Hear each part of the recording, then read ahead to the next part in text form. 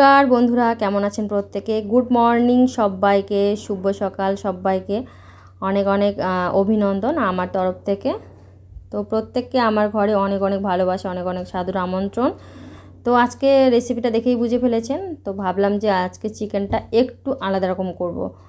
আর এই সপ্তাহে প্রায় আগের সপ্তাহেও সেরকম চিকেন আনা হয়নি বাড়িতে, মাছটা বেশিরভাগ আনা হয়েছিল। তো মাছই রান্না হয়েছিল, মাছ খেতে খেতে একদম বিরক্ত হয়ে গেছে, মুখে অরুচি। তো ভাবলাম যে না, আজকে চিকেন করব।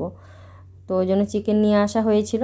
তো রেসিপিটা একটু আলাদা বলতে, এখানে এই যে মিক্সি গ্রাইন্ডারের মধ্যে আমি শুধু লঙ্কা আদা এসব কিছুই বেটে রেখেছিলাম, পেঁয়াজ তারপর রসুন, এগুলো মানে আলাদা করে আর বাটা হয়নি।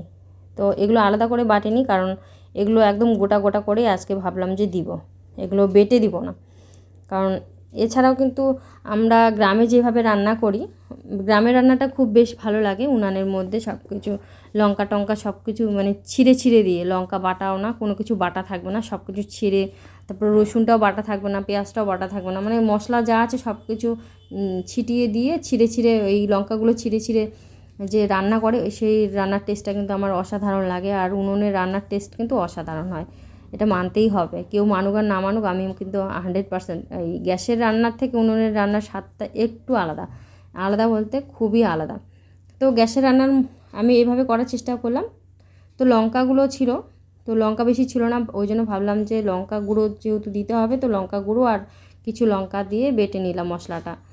না হলে আজকে রান্নাটা মানে একটু আলাদা প্রসেসে করতে চেয়েছিলাম, যাতে লঙ্কাটা চেরা থাকতো, তাহলে একটু টেস্টটা আলাদা হতো।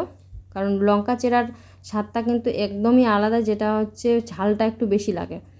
আর বাটার ক্ষেত্রে ঝালটা লাগে, তবু আর কি এটার স্বাদটা কিন্তু অনেকটা আলাদা।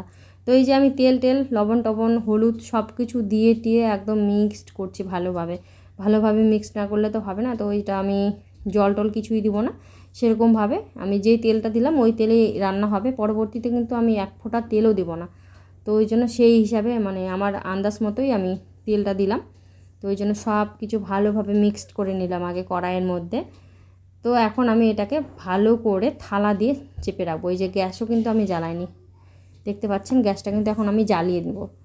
গ্যাসটা জ্বালিয়ে নেব আর একদম লো মিডিয়ামে কিন্তু আজকে আমি এই রান্নাটা করব। লো মিডিয়ামে সব কিছু আমি সিদ্ধ করে নেব, কারণ একদম হাই স্পিডে দিলে যেহেতু জল টল কিছুই দিব না, তো সেহেতু পুড়ে যাওয়ার চান্সটা বেশি থাকবে তরকারিটার মধ্যে। তো এই জন্য ভাবলাম যে আজকে লো মিডিয়ামে রান্না করব। তাহলে আর কি আলুগুলোও যেহেতু বড় বড় করে দেওয়া আছে, এই জন্য আমি এই ঢাকনাটা দিয়ে চেপে দিলাম। তাহলে হয়তো তাড়াতাড়ি করে সিদ্ধ হয়ে যাবে, হয়তো কি সিদ্ধ হয়ে গেছে। এই যে দেখুন আমার সব কিছু একদম সিদ্ধ হয়ে গেছে, আর কোনো রকম কিন্তু আমি জল দিইনি। ওই লো মিডিয়ামে যে আমি রান্নাটা করলাম ওই রকমভাবেই কিন্তু তেল জল ওই মাংসের যেটুকু মানে বার হয়, তো সেটুকুই আর কি বেরিয়েছে। তো এছাড়া কিন্তু কোনো রকমভাবে জল দিইনি। কষিয়েছিলাম, কষানোর সময় একটু প্রবলেম হচ্ছিলো, একটু লেগে লেগে যাচ্ছিলো। তো কষানো প্রায় হয়ে গেছে আমার, ওই জন্য আমি ঝোলের জলটা দিয়েছি। আর আজকে বেশি একদম ঝোল করব না, আর একটু গ্রাভি থাকবে। গ্রাভি না হলে তো ভাতটা খাওয়া যাবে না, তো এই জন্য গ্রাভির জন্যই আর কি একটু হালকা পাতলা জল দিলাম। আর হালকা পাতলা জল দিলেও মনে করুন যে জলটা টেনে নেবে, শুষে নেবে, কারণ হচ্ছে একটু পাক না হলে তো ভালো লাগে না। তো এই জন্য একটু পাকও হবে, তো এই জন্য জলটা একটু আরেকটু করে দিলাম। তো আমি অনেকটা আর কি করে শুষে নেবে জলটা ভেবেই আর কি একটু বেশি দিলাম। তো তারপর রান্নাটা নামিয়ে দেখলাম যে না, ভালোই হয়েছে। টেস্টটাও ভালো হয়েছে, যেরকম সেরকমভাবে কিন্তু জলটা অনেকটা শুষে নিয়েছিল। আর গ্রেভিটাও কিন্তু একদম হালকা পাতলা, বেশি হালকা হয়নি, একদম মানে টাইট টাইপের ছিল। এই যে এরকম দেখুন, এরকম হয়েছে আজকে রান্নাটা। ভালো লাগলে কিন্তু অবশ্যই লাইক কমেন্ট করবেন।